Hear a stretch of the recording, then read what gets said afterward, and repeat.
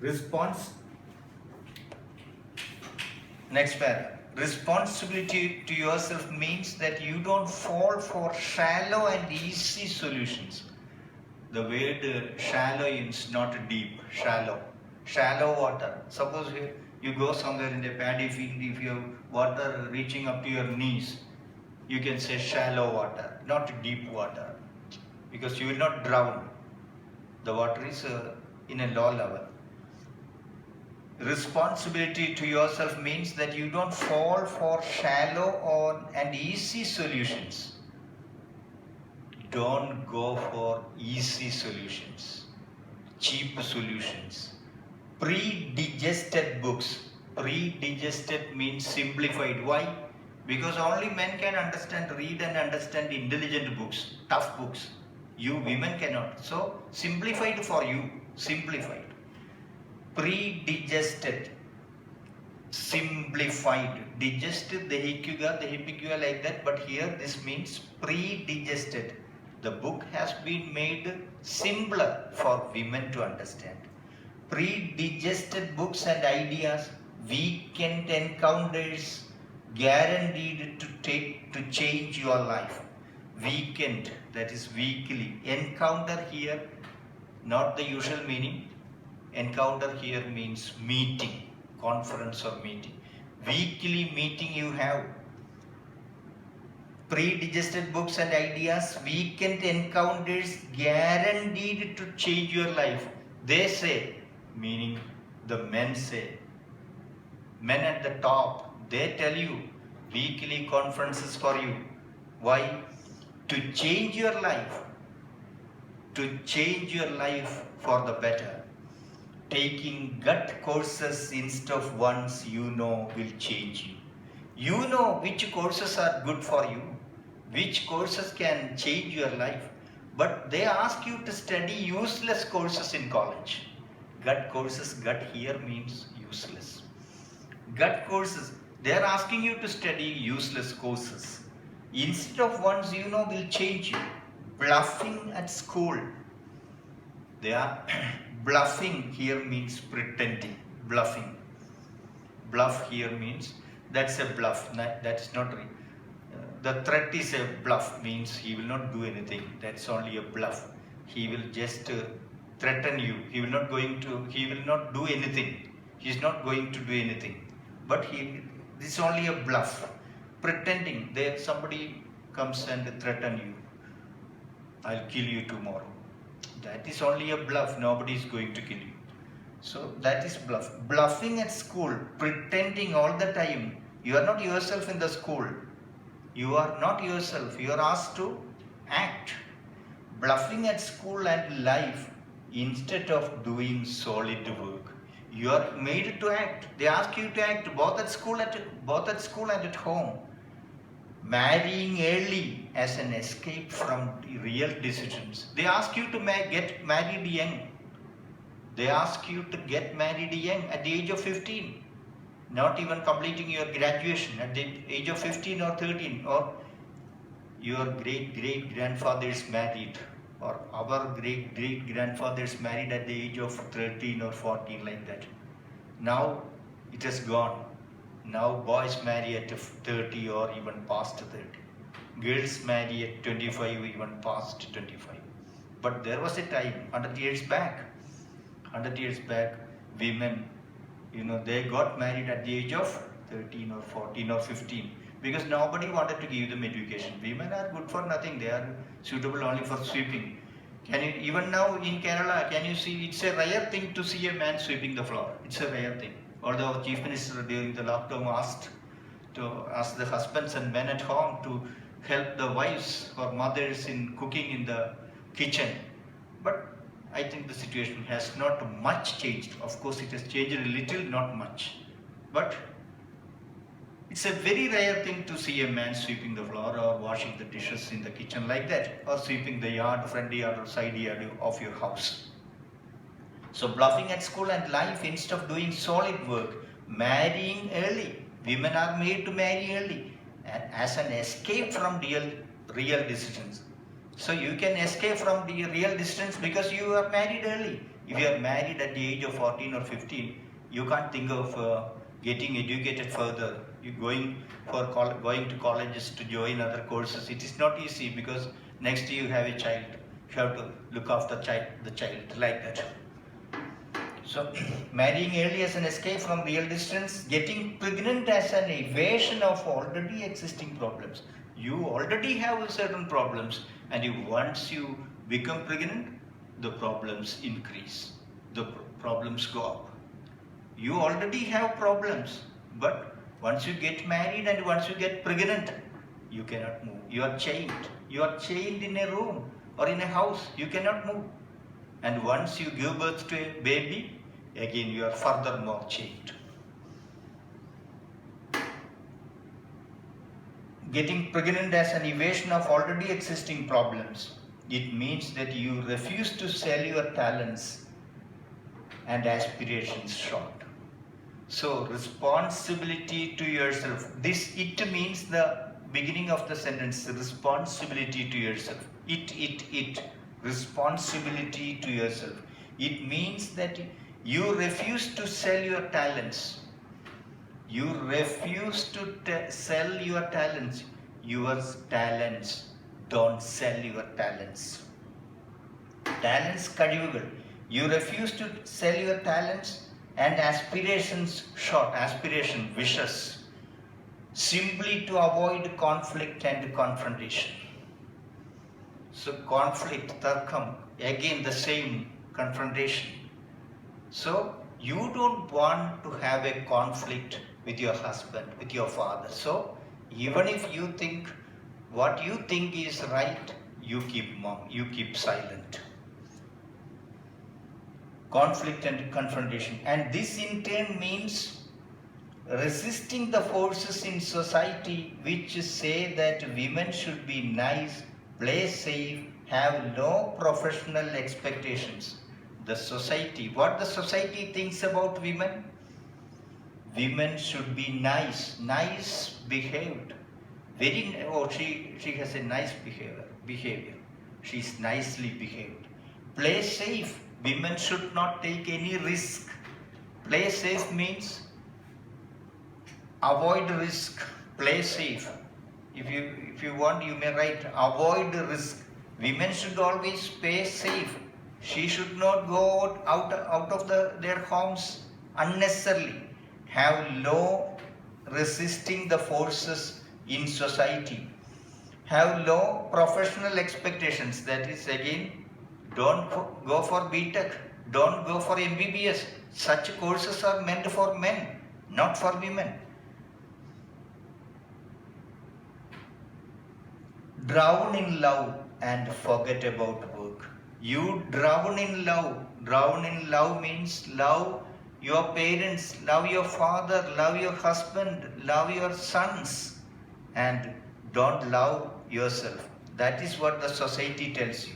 But the author is trying to tell you, you should love yourself first.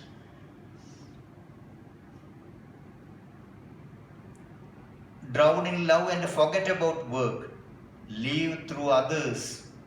And society will tell you, you can live through others, through your sons, through your daughters you can live. Don't be a slave for that, the author is telling you. And stay in the places assigned to us. You should not unnecessarily go out of your homes. Why? You are women. Men can go, your brother or father can go, you cannot go. You should be inside the house. You insist that you stay in the places assigned to us. It means that we insist on a life of meaningful work. Again, it stands for responsibility to yourself. That means that we insist on a life of meaningful work. Women should insist that you should or we should have a meaningful work. Insist that the work be as meaningful as love and friendship in our lives. We love others, love our parents, love our brothers. Like that, the work be as meaningful as love and friendship. our work should be as meaningful as love and friendship, meaning as we love others, love the men in society, they should also give us something back to make our life meaningful. It means therefore the courage to be different. Again, you can underline that sentence. It means therefore the courage to be different. You need a lot of courage to be different. Otherwise, you are flowing with the current. To flow or to swim against the current is very difficult. You should do that. Otherwise, you will be like any other women in the world. So, courage to be different. Therefore, the courage to be different, not to be continuously available to others when we need time for ourselves and our work. So, you are not always meant to serve others. That is, your time is always used for loving, respecting, helping others. But you should set apart a little amount of time for yourself, to think of yourself, to do something useful for yourself. Don't always spend your valuable time for others. Not to be continuously available to others when we need time for ourselves and our work. The author says we, because the author herself is a woman. That is why she says we. The listeners also are women students. So we need time. We should not be continuously available to others when we need time for ourselves and our work. To be able to demand of others, parents, friends, roommates, teachers, lovers, husbands and children, that they respect our sense of purpose and our integrity as persons. Whoever it is, friends, roommates, hostel mates, college mates, classmates, father's friends, father, brothers, everybody, they should start respecting us. We are also having intellect. We are also having good brains. We are not inferior to anybody. We women are not inferior to anybody. So, to be able to demand of others, parents, friends, roommates, teachers, lovers, husbands and children, that they respect our sense of purpose and our integrity as persons. These people should respect women. Women everywhere are finding the courage to do this more and more, and we are finding that courage both in our study of women in the past who possessed it. We should study about women in the past who showed good courage in society. In India we studied, in your high school classes you studied about Jhansi Rani. Like that, we should learn more about courageous women who lived in the past. Women everywhere are finding the courage to do this more and more, and we are finding that courage both in our study of women in the past, like Jhansi Rani who possessed it, and in each other as we look to other women for comradeship. Comradeship means friendship. Communist party people will address their comrades as friends as comrade. Malayalam equivalent is Sakhav. Comradeship simply means friendship. So look to other women for comradeship. You can make friends from another or other women. For a comradeship, community and challenge. The difference between a life lived actively and a life of passive drifting and dispersal of energies is an immense difference. The difference between a passive life, listening to father, listening to husband, listening to sons, always a life like that, and saying your opinions, intellectual opinions aloud, there is a vast difference. There is an ocean of difference between these two. The difference between a life lived actively, your active life will give you immense pleasure, immense joy, happiness, and a life of passive drifting a boat drifting, suppose an engine of a boat stops suddenly, it starts drifting in the sea or river, that moving without any control, drifting and dispersal of energies is an immense difference. Once we begin to feel committed to our lives, responsible to ourselves, we can never again be satisfied with the old passive way.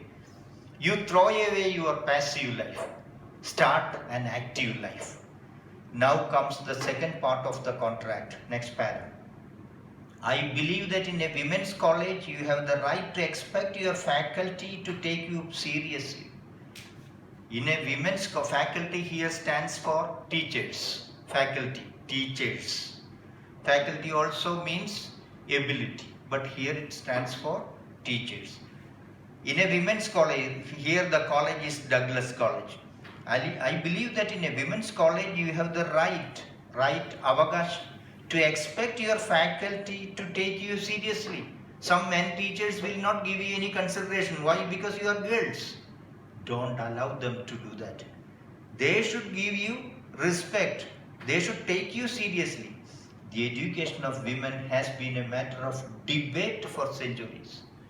The education of women, why should we educate women? They are meant for giving birth. They are meant for cooking. They are meant for cleanliness at home or keeping the kitchen, house, inside house and outside house, everything clean. That is the duty of women. That was the custom prevalent in the society, everywhere in the world. So there has been discussions, debates for long, whether men should give education to women. The education of women has been a matter of debate for centuries, and all the negative attitudes about women's role, women's ability to think and take leadership are still rife both in and outside the university. Even in your university are still rife. R-I-F-E, rife here means common, C-O-M-M-O-N, common. Even in your university, the debate, negative attitudes about women. Some will say, oh, she is a girl, she will not be suitable for this work, she will not think properly, she is less intelligent. Women's ability to think and take leadership, oh, don't make her the class leader, make a boy the class leader. She is not good for anything like that. That is still rife, common both in and outside the university. Even in your university, the thought goes like that. Women are less strong, less intelligent than men. Many male professors, and I don't mean only at Douglas. Adrian Rich tells you that many male professors, not here in this college alone, outside, in other colleges also, still feel that teaching in a women's college is a second-rate career.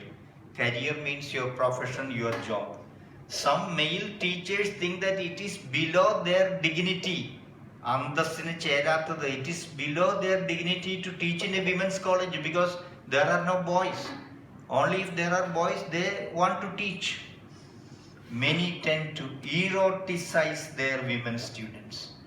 And there may be, you may think there may be some exaggeration. Exaggeration in the sense peripichikanical.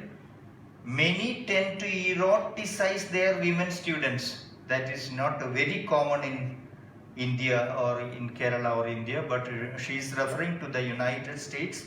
That's many male professors tend to eroticize their women students.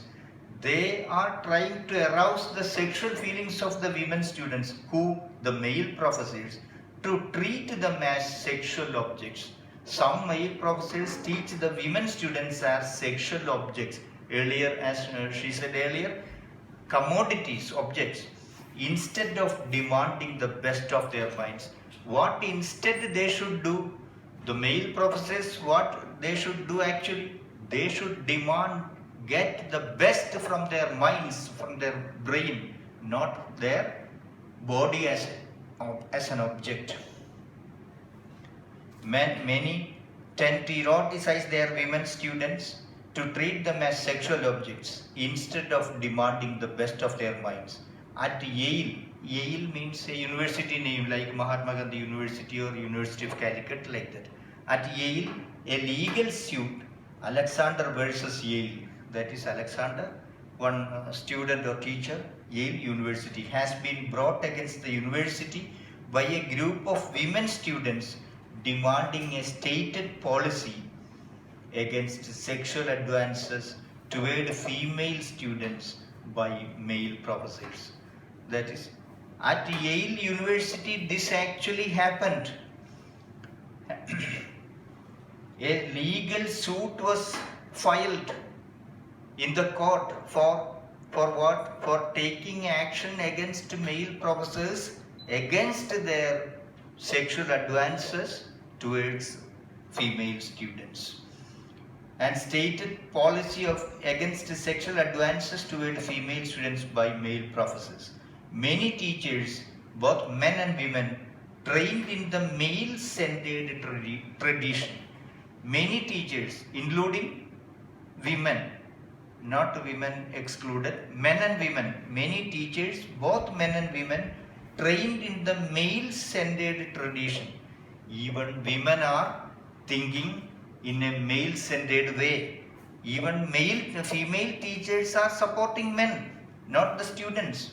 Trained in the male-centered tradition are still handing the ideas and texts of that tradition on to students without teaching them to criticize anti-woman attitudes.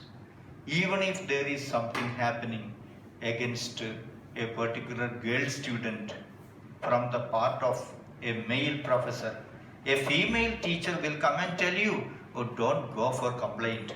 Take it easy, forget. Next time this will not happen again. You don't give complaint to police or court like that. Even female teachers will act like this. Are still handing the ideas and texts of that tradition on to students without teaching them to criticize its anti-woman attitudes. Even female teachers do not ask you to criticize anti-woman attitudes of male teachers. It's omission of women as part of the species. So women are not considered as part of the species, although only women can give birth to children.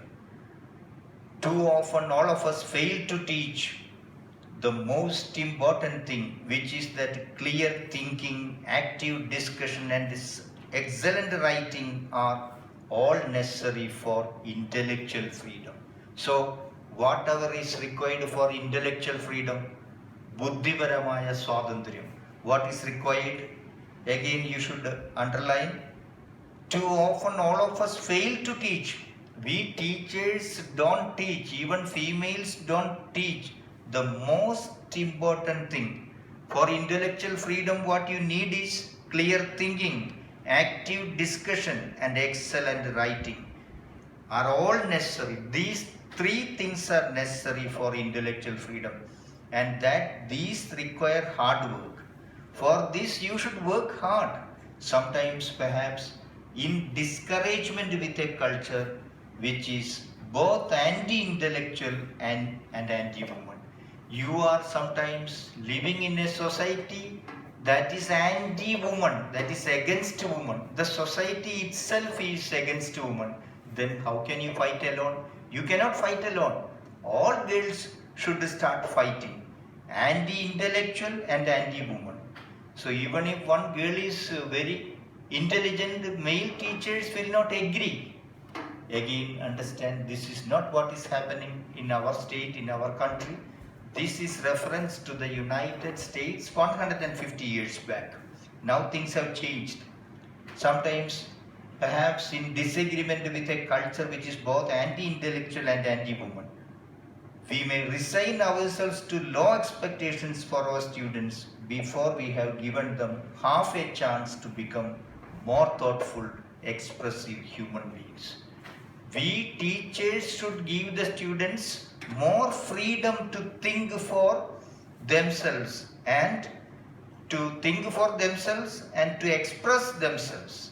we need to take to heart the words of Elizabeth Barrett Browning. She is a poet. Elizabeth Barrett Browning. There are three sisters, and the reference is now made to Elizabeth Barrett Browning. We need to take to heart the words of Elizabeth Barrett Browning, a poet, a thinking woman. Elizabeth Barrett Browning was a thinking woman, a poet and a thinking woman, and a feminist. She was also a feminist, one who stood for the rights for women, who wrote in 1845. Imagine 1845. How many years back? 1845, 1900, 2000, more than 160 years ago. She wrote in 1845 of her impatience with studies which cultivate a passive recipiency. This Elizabeth Barrett Browning, in the year 1845, she said of her impatience with studies which cultivate a passive recipiency in the mind. So, the course of education, the syllabus, the books, she was not interested in the books that were given to her for studying, the part of the syllabus. So, she expressed their impatience with the studies which cultivate a passive recipiency. Why she objected? Because these books cultivate a passive recipiency. That is, earlier I told you, claiming an education and receiving an education. Whatever is offered, the girls have to accept, to receive.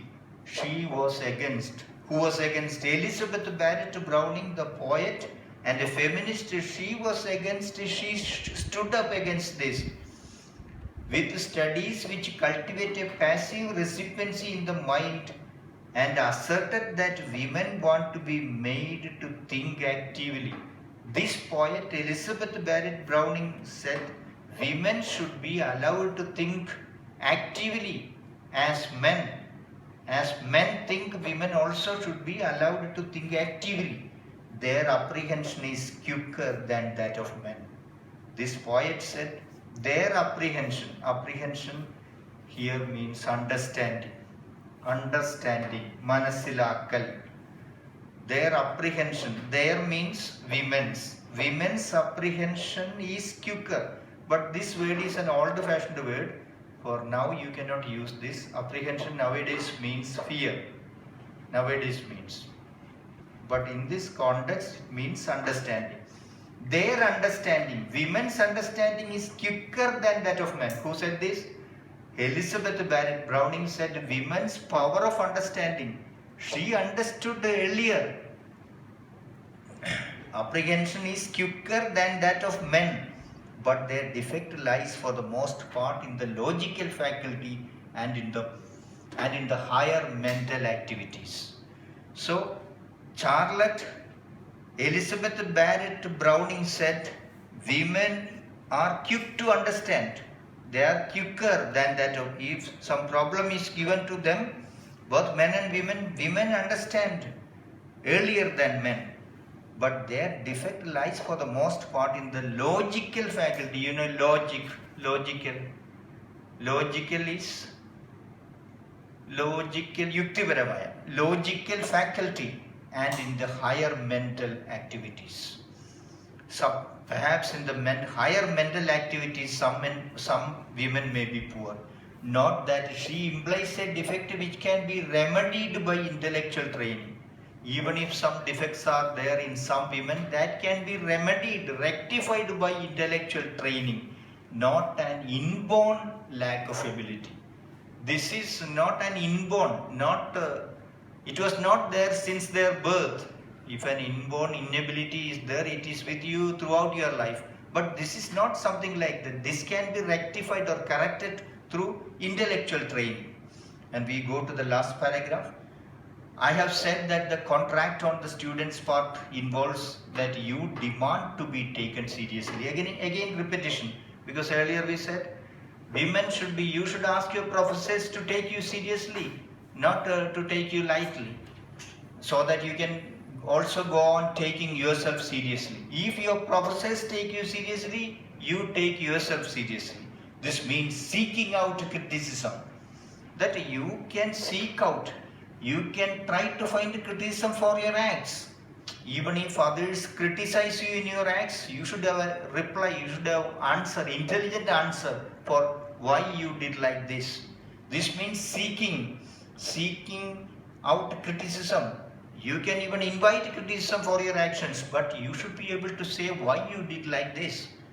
Recognizing that the most affirming thing anyone can do for you is demand that you push yourself further. What others in the society, what teachers, male teachers, including male and female teachers, what they should do is, they should demand that you push yourself further. You should go up. You should push yourself further. You should go up intellectually, not physically. It means you is demand that you push yourself further. Show that the range of what you can do. Then show your capacity. Only if you are given an opportunity, you can show your capacity, your power, your intellect. It means rejecting attitudes of take it easy. Take it easy. You know, there is a famous Tamil song, take it easy. You will come across this word, take it easy. Don't be angry, be less upset, be less angry. That take it easy means be less upset. Don't take it easy. It is simple. Be less upset or less angry. It means rejecting attitudes of take it easy. The others, men especially, will ask you, take it easy. Why be so serious? You are a woman. Why are you so serious? Don't be like that. Why worry? You will probably get married anyway. Why worry about your studies, your progress? You are going to get married. Why worry? You will probably get married anyway. It means assuming your share of responsibility for what happens in the classroom. It means assuming your share of responsibility for what happens in the classroom. So whatever happens in the classroom, you are a part of the students.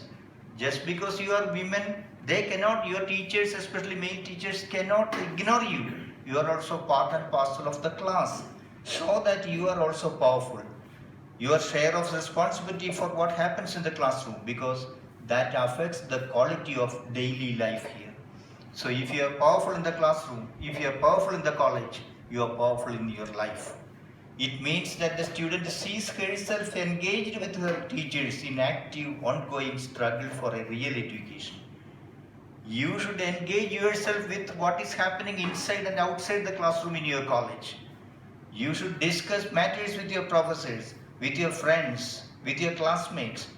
The student sees herself engaged with her teachers in active, ongoing struggle for a real education. But for her to do this, her teachers must be committed to the belief that women's minds and experience are intrinsically valuable and indispensable to any civilization worthy the name.